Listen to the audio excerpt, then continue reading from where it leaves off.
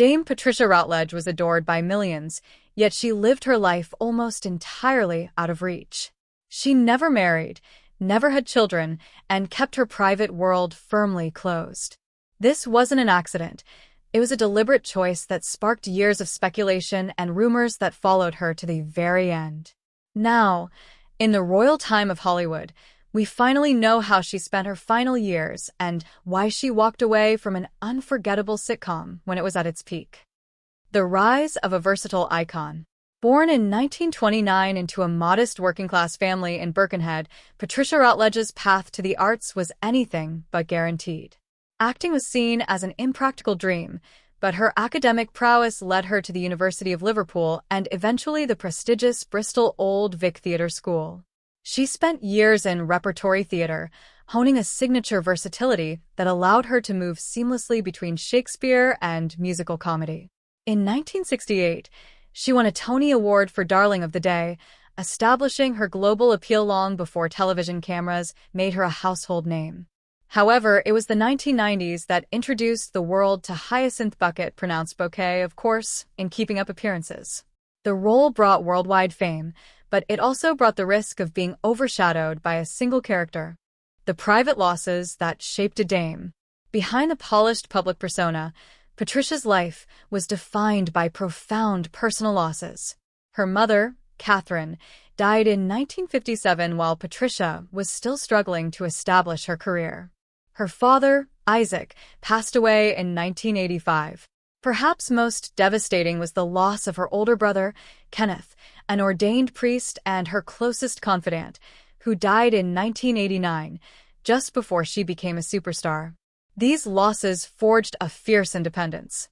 Friends noted that she rarely discussed personal pain, preferring to focus on her work.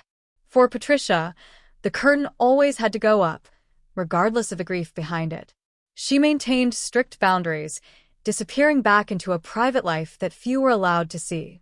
The struggle for standards and the shocking exit. Even at the height of her fame, Patricia felt the weight of expectation. She was a classically trained actress who feared the industry would forget her range.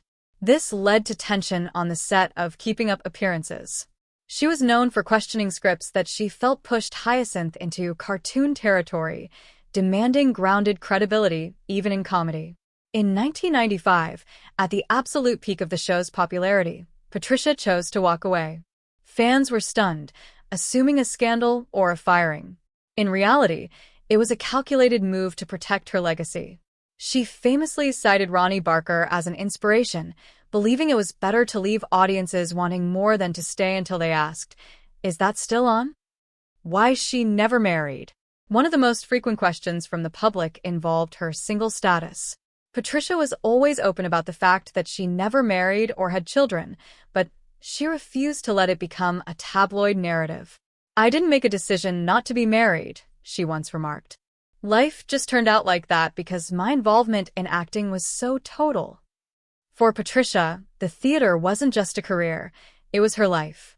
In an era where women were often expected to compromise their professional ambitions for domesticity, being single gave her total control over her craft, her finances, and her destiny.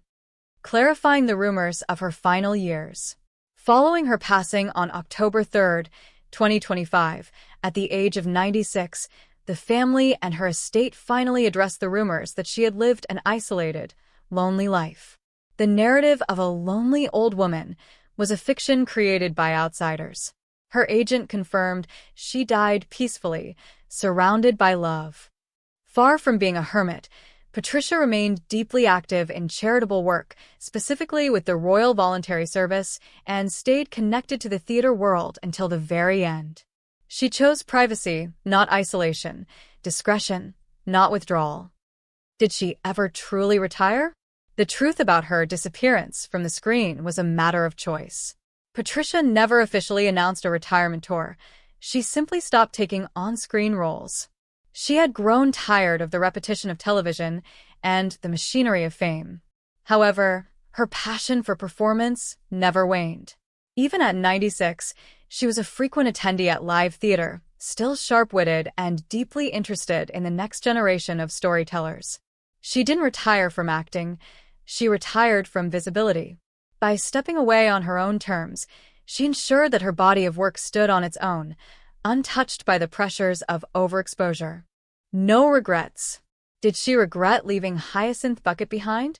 The answer, according to those who knew her, was a resounding no.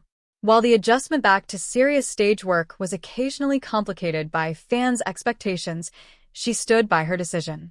She wanted to explore other adventures and tell the stories of other people. Patricia Routledge proved that a life lived on one's own terms is a life well lived. She left the world a legacy of laughter, but she kept the most precious parts of her life for herself. Did Dame Patricia make the right choice by walking away from her most famous role at its peak, or should she have given the fans more seasons of Hyacinth? Let us know in the comment section below. If you enjoyed this deep dive into a true legend in the royal time of Hollywood, don't forget to like the video, subscribe to our channel, and hit the bell notification so you never miss our next story.